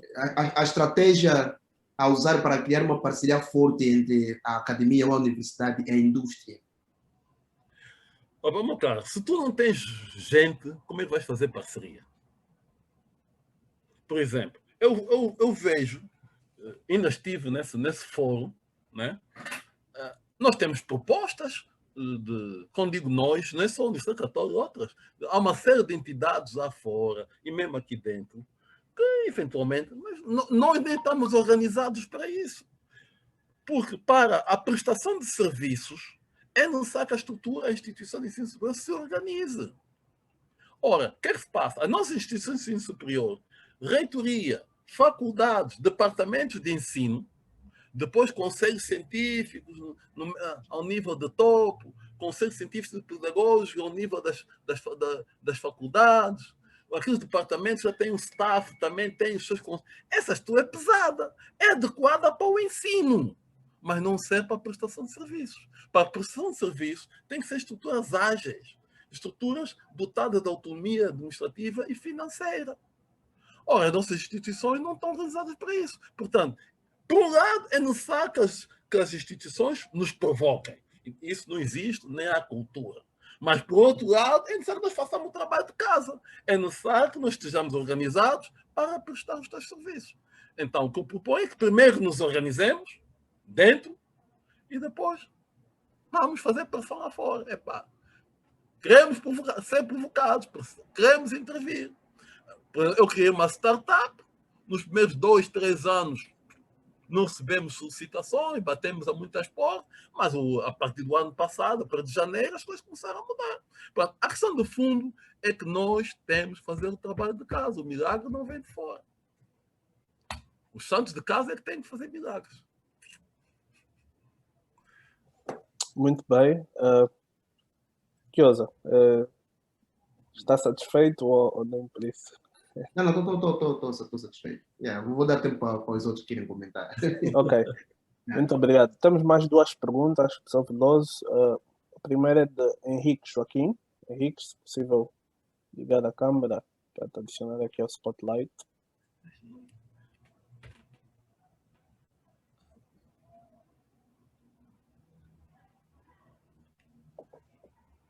Muito boa noite. Não sei se me conseguem ver em condições. Sim, estamos a ouvir com algum corte, mas estamos. Conseguem me ouvir? Ok. Deixa-me só aqui. Agora me ouvem melhor, não é? Com alguns cortes, mas eu Melhorou nem estou por a isso. ouvir. Eu estou a ouvir bem. Sr. Henrique, pode falar. Estou a ouvir. Certo.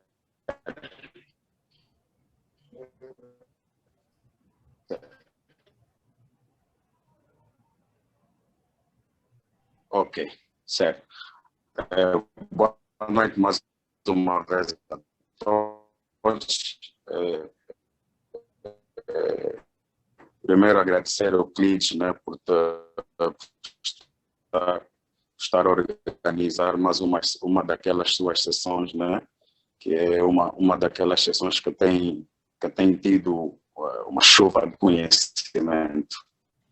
E ao professor doutor Aires Araújo Veloso, muito obrigado por estar aqui a brilhantar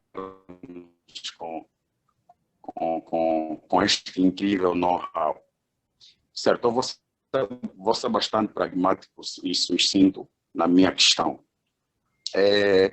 Nos últimos tempos temos verificado um fenômeno, não é, que é o crescimento exponencial das TICs, relativamente às questões estou a falar relativamente a Big Data, estou a falar de Machine Learning, estou a falar de inteligência artificial. Na opinião do professor, no programa curricular das universidades versus esta dinâmica de crescimento exponencial no ramo das TICs, ou seja, o professor Aires Veloso, não há um casamento ou um alinhamento entre o programa curricular e este fenômeno? Eu não sei se posso já responder. não sei se o senhor teve a oportunidade de ouvir, o meu último estrangulamento que eu apontei foi a não atualização dos currículos. Portanto, há cerca de, mais ou menos, não sei, não posso precisar, mas imagino 6 anos, 7 no máximo, que portanto, o Ministério do Ensino Superior perspectivou a homogeneização dos cursos, né? E desde então não aceitou a atualização de currículos. Nós estamos com nossos currículos bloqueados porque o que vamos fazer? Nós temos um país tem governo e tem leis, temos que submeter às leis. Se a gente faz uma proposta de homogeneização dos cursos, de atualização dos currículos, por norma, um curso, o programa deve ser atualizado ao fim de uma geração de licenciados, ou seja, a cada 5 anos o curso deve ser atualizado. Nunca pode ser num período inferior a 5 anos, né? Porque o curso também tem que ter uma certa estabilidade. Então, nós, em média, a cada 6 anos, fazíamos atualização. Há um tempo para cá, não fazemos porque não somos autorizados. E não temos a gravidade de que o ano 0 foi cortado e estamos a receber alunos que não estão preparados para enfrentar o nosso primeiro ano. Por exemplo, os nossos alunos reprovam 1, 2, 3 vezes no primeiro ano, no segundo. A partir do quarto já mais ou menos ganham, mas mesmo assim o nível de aproveitamento não é grande coisa. Portanto, nós, nos próximos anos, vai ser difícil termos alunos com média superior a 14.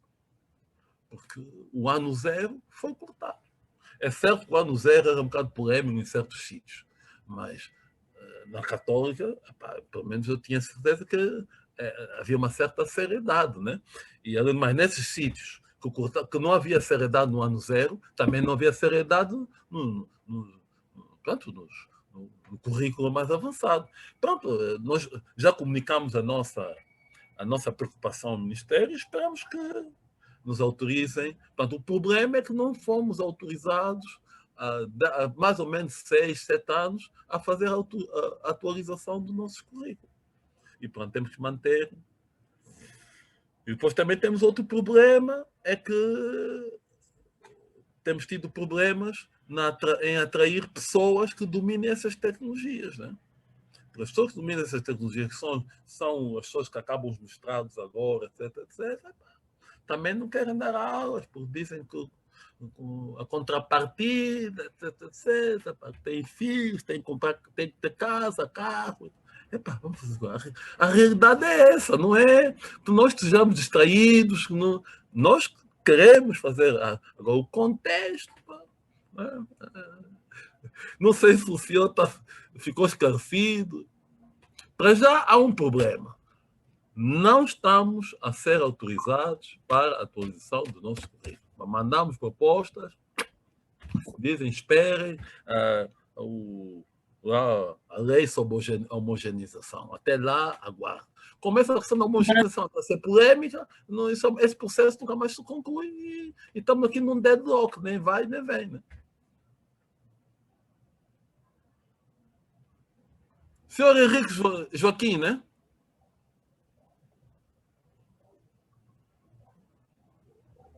Henrique, estás no mute. Estou totalmente esclarecido, professor Aires. Ok. Ok. Obrigado. Não podemos criar indivíduos de espontaneidade.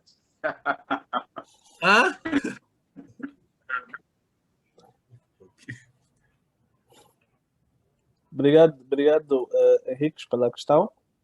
Temos aqui a última pergunta, que é do Carlos Ramos. Carlos Ramos, por favor, ligar aqui a câmera.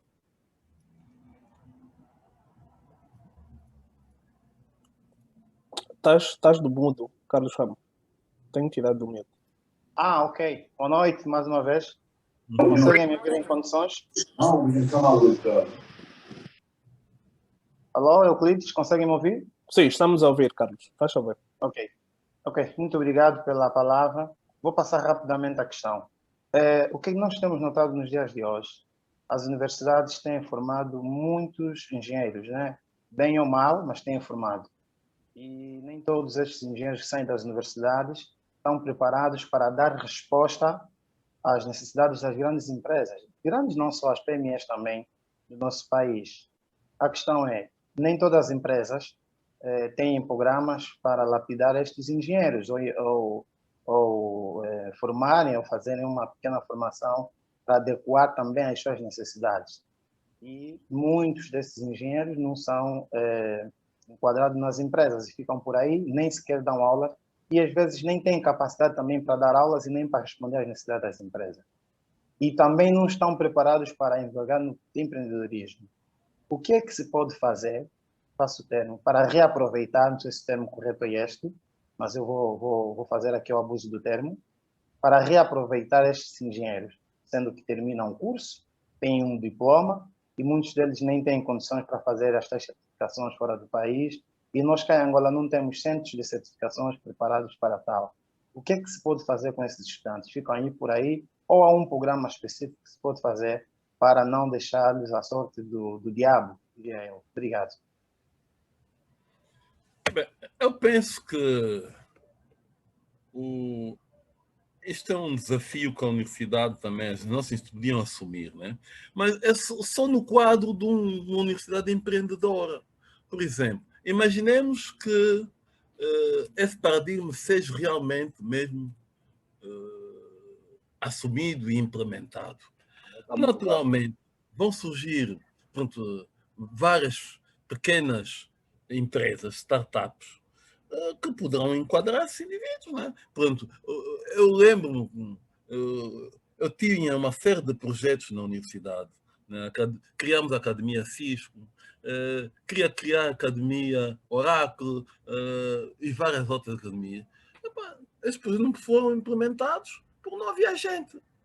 Pronto, se a gente tivesse aqui uma academia Oráculo, tivéssemos academias, aqui várias academias, essas academias vão dar formação profissional a esses engenheiros, né? Por exemplo, há muita gente que vai fazer formações na Índia, em Linux. Nós podíamos criar aqui uma academia forte, né? Para software livre, com Linux e outras. Mas não há gente. Não há gente, não sou eu que vou fazer tudo sozinho. Vou ser. Não dá, meu caro.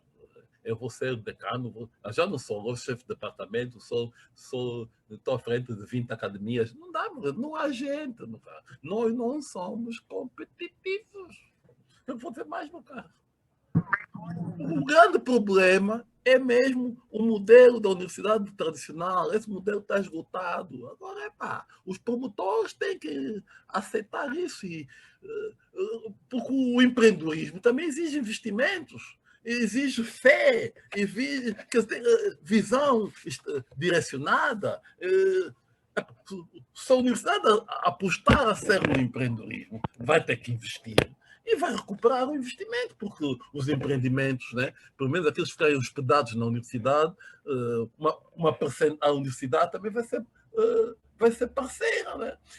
E vai recuperar. Agora, se o pessoal está preocupado só com construir edifícios pomposos, que depois vai ter que gastar dinheiro com a manutenção, não sei quando. O problema aqui é a mudança de foco das infraestruturas para as pessoas. Se o foco for nas pessoas, meus senhores, eu prometo, essas nossas universidades vão dar um salto. Agora, o problema é visão. Há déficit de visão estratégica.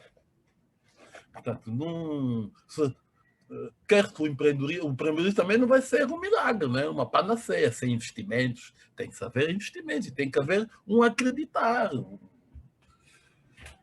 Fé, uma determinação, um engajamento. Né? Porque eu acredito, se a universidade assumir o empreendedorismo, mudar de foco das pessoas para dos edifícios, das infraestruturas para as pessoas, a universidade vai dar um grande salto. Mas agora é necessário que, portanto, a comunidade universitária compreenda bem e aposte nessa mudança de paradigma. Né?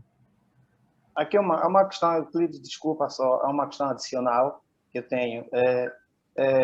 Nos anos passados, num passado muito recente, o governo esteve focado na formação de engenheiros, sendo que as bolsas de estudo dadas pelo INAB eram maioritariamente para engenheiros. Inclusive, eu fui beneficiário de uma das bolsas. E a grande questão é, se só investirmos em alunos ou estudantes, mandarmos estudantes para as universidades e não ajudarmos as universidades privadas no pagamento de salários para professores ou na divisão das despesas das universidades, será que a gente está a resolver o problema do ensino no país, sendo que eu estou a mandar estudantes a modo grosso para as universidades, no entanto, não estou a garantir que tenho professores em condições para formar estes estudantes? Então, será que há aqui um casamento sério entre o governo e as universidades privadas para resolvermos estes problemas? A qualidade do nosso ensino, no que diz respeito às engenharias, a atualização dos currículos. Hoje em dia, as empresas estão mais voltadas para consultores indianos, portugueses e brasileiros para aí afora. Engenheiro Veloso, quando é que vê Angola a tirar lugar, uso aqui essa expressão, a tirar o lugar desses consultores, nós a assumir a camisola, nós a resolvemos os nossos principais problemas, aquele problema que houve na zona Angola, ser resolvido por angolanos? Quando é que o engenheiro Veloso vê Angola ou os angolanos assumirem os problemas das suas empresas? Daqui a 5, 10, 20, 30 anos, nós já não estaremos aqui, o engenheiro já não estará aqui. Quando? Já é um trabalho que está a ser feito pelo governo, em parceria com as universidades. Temos um futuro? Será que nós temos um futuro nesse ramo da engenharia aqui em Angola? O que eu penso é que nós temos problemas, como é que eu vou dizer, estruturais graves, né? E que têm por trás questões culturais, né? Nós não temos o conceito de futuro, quer dizer, a nossa cultura está mais virada para o imediato, né? Portanto, e eu penso que por trás disso tudo, essa ausência de planificação, de prever, de planificação. Portanto, eu penso que se as nossas universidades conseguirem dar esse salto, né, forem mais agressivas, e conseguirem dar esse salto, passarem do modelo tradicional para um modelo empreendedor, esse modelo focalizado em cursos, fornecer só estudantes e passar para uma universidade de serviços, né? Eu penso que tudo isso vai mudar. Tudo isso vai mudar. Depois há outro problema, quer dizer, também são assuntos muito sensíveis. A questão do... Nós não acreditamos em nós mesmos. Quer dizer, a questão, acho que é um problema também da colonização. Por um lado, enfim, há essa dicotomia, o ódio ao colonizador, mas, por outro lado, um certo respeito, também havia a questão da corrupção, etc, etc. Quer dizer, mas eu tendo contatos, solicitando serviços lá fora, eu vou ter as minhas comissões lá fora, não é verdade? Portanto, é tudo isso, esse caldeirão todo, né? Portanto, eu penso que no momento em que a economia estiver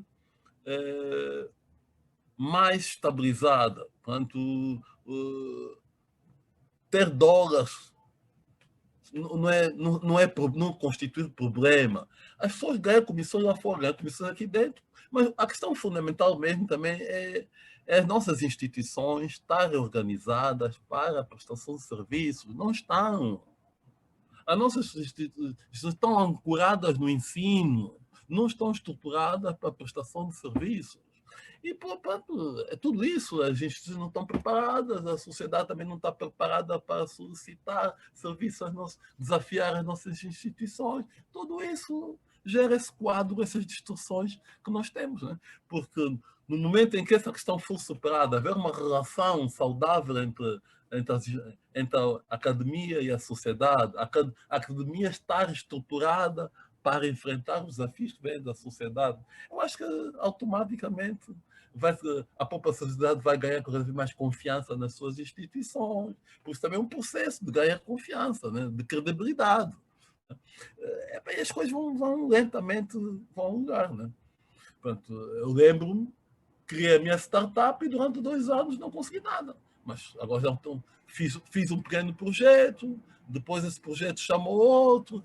Isso é uma bola de neve que vai crescendo e vai... Portanto, a questão fundamental, na minha opinião, é as nossas universidades se organizarem e mudarem de foco. Portanto, deixarem de estar focalizadas só no ensino e lentamente se transformarem também em produtoras de serviços. Portanto, só essa mutação vai ter repercussões enormes na dinâmica e no metabolismo das nossas instituições e da própria sociedade. E as universidades vão passar a ser focos efetivos, promotores de ciência, tecnologia, cultura e desporto, né? Vão ser mais atuantes. Muito bem. Não sei se Carlos podemos passar. Vamos avançar, Ok. Euclides. Obrigado. Obrigado nós. Portanto, surgiu aqui mais uma solicitação do Sung, penso que é a última. Então vou dar aqui a palavra ao Sung. Sung, não sei se pode ligar a câmera.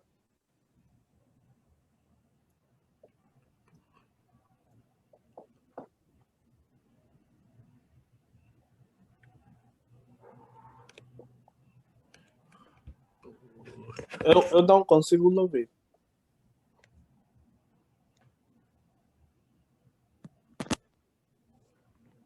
Agora conseguem ouvir-me? Sim. Alô? Estou a ouvir. Tá bem. Tá, obrigado. Primeiro agradecer a palavra que me é dada e saudar todos presentes nesse encontro, em especial ao Dr. Adi Veloso, pessoa que eu admiro muito. Foi um dos mentores que mais me impulsionou na minha carreira enquanto estudante universitário. Indo diretamente ao meu contributo, eu entro no sentido de poder responder ao Carlos quando pergunta se não existem organizações que gostariam de criar parcerias com as universidades, no sentido de ajudar os estudantes, né, para ser formados, ou estudantes ativos na universidade, em formação ligadas às novas tecnologias, à obtenção de certificações e por aí fora. Para dizer o seguinte, eu acho que, em parte, o Dr. Veloso já fez um overview do comportamento que tem surgido dentro das nossas universidades. E eu penso que, às vezes, é falta de vontade dos nossos líderes. E o orgulho e também aquilo que eu olho, por exemplo, a falta de interesse e a situação de que muitos dos nossos líderes querem fazer negócio com eles mesmos. A título de exemplo, por exemplo, eu faço parte de uma organização, que é uma startup também, que é a Tremp, é uma empresa de formação profissional. E nós, para dizer que nós temos várias parcerias a nível internacional, e um dos focos mesmo da Tremp era ajudar, né, o povo angolano, em especial os jovens que vêm das universidades, não só também em ajudar as organizações, por exemplo, em poder formar os seus quadros e ajudá-los em obtenção de certificações internacionais. E um dos objetivos, né, foi procurar criar parceria junto da universidade, no sentido de até nós oferecemos bolsas de estudos de certificações aos melhores estudantes da universidade. Nós endereçamos cartas em 11 universidades, incluindo a Universidade Católica. Das 11 universidades, apenas obtemos respostas de 3 universidades. E das 3 universidades, só temos uma universidade que mostrou interesse. Há uma universidade, por exemplo, e nós depois notamos que havia situações políticas, não é? O pessoal começou a criar um bloqueio. Primeiro, a pessoa que indicaram a poder avaliar o projeto veio com uma política dizendo: não, você está um pouco tempo no mercado, nessas condições a comissão científica tem que sentar e chegar a um consenso. Nós dissemos: estamos bem, está tudo bem, podem sentar, estamos à espera do consenso que vocês iam chegar. Isso foi no mês de abril. De lá para cá, até os nossos telefonemas, a universidade já não atende. Então, quando o doutor Veloso diz que é uma situação de cultura, eu estou 100% de acordo, porque não temos cultura. Não é? Nós vimos quando é um negócio, né? É um negócio, e vemos que uma pessoa está trazendo um negócio nacional, nós não damos importância. E muitas das vezes, as pessoas que estão em frente, tomam decisões, muitas das vezes também, por as instituições que eles dirigem, por não ser delas, então, para você entrar num negócio ou fazer negócio com essa instituição, é necessário que você largue alguma coisa, tem que dar micha. Então, nós constatamos que havia problema de conflitos, né? Então, até hoje estamos estagnados. Já, por exemplo, tentamos marcar audiência com alguns decanos ou reitores, no sentido de impulsionar, não é, acelerar esse processo. Das audiências que nós solicitamos, a título de exemplo, uma universidade, e nós respondeu a carta, mas nós notamos que eles não querem sentar conosco. Não querem sentar conosco. Eles vêm dizer, por exemplo, nós já temos uma instituição que trabalha conosco, temos parceria. Mas quando tu vais investigar a instituição que tem parceria, está o curso de quê? De Excel, do Word. Não é? Mas não é isso que o estudante, ou que por exemplo, que um engenheiro, ou um licenciado, ou uma pessoa que é lançada no mercado quer. Né? Tu precisas do know-how profissional. E nós até ainda fomos muito além. Nós dissemos assim, olha, nós estamos a dar essa oportunidade. Todo estudante do curso de informática, por exemplo, que vem à nossa instituição em nome da universidade, nós vamos garantir um desconto especial. A universidade não tem que fazer nada, não faz nada. E todo estudante finalista, nós demos bolsa de estudo. O estudante vai até o centro, escolhe o curso e nós garantimos condições para fazer o curso. E também faz um estágio curricular lá no centro. Sumo, desculpa lá. Vou te dar mais 30 segundos, já? Porque... Obrigado. Então é só para concluindo. É só para dizer que a falta de diretrizes políticas, se calhar também, vou olhar também um pouco de respeito à ambição das próprias instituições, e eles acham que, concluindo, não vamos dizer que estão no conformismo, né? Eles dizem, temos tudo e aceitamos bem, então não precisamos mais de nenhum, mas então podemos caminhar com aquilo que nós temos. Então é isso que eu quis aqui elucidar, só para dizer que a falta de vontade e falta de visão que o Dr. Veloso já havia dito, faz com que nós estejamos nessas condições que nós nos encontramos. Muito obrigado, Sungo. Não sei se o professor Aires quer falar alguma coisa sobre isso. Pronto, eu quero só agradecer a amabilidade do convite, né? Acima de tudo, isso proporcionou um intercâmbio de ideias, e pronto, esperemos que esse projeto continue, que outras pessoas também sejam convidadas e que mais, pronto, se houver mais uma outra ocasião com um tema também que eu possa dar uma contribuição, estarei aberto. Pronto, e desejo felicidades ao engenheiro Euclides, Fumo, e sucesso para esse seu projeto. Muito obrigado, professor Aires. Nós é que temos a agradecer pela presença e pelo debate. Eu pessoalmente fiz aqui muitas cábulas e penso que quem está nos assistir também fez. O vídeo estará disponível nos próximos dias no canal do YouTube e pronto, agradeço a presença de todos que estiveram aqui, né? Era para ser 1 hora, estamos a quase 2 horas e foi muito bom discutir. Então, sem mais delongas, dou aqui a palavra final ao professor Aires Veloso para fechar a sessão. E se ninguém tiver mais nada a acrescentar, né, podemos. Eu desejo a todos boa noite e para quem vai jantar, bom apetite ao jantar. Né? Dá a palavra ao professor Veloso. Não tem mais nada. Pronto, já tive a oportunidade de agradecer a oportunidade, não tem mais nada acrescentar. De qualquer maneira, mais uma vez, obrigado a todos por terem participado, por terem, a todos aqueles que estiveram a acompanhar esta conversa. Agradeço a todos. Obrigado. Ok. Obrigado. Boa noite. Até já. Tchau, tchau a todos. Boa noite. Boa noite.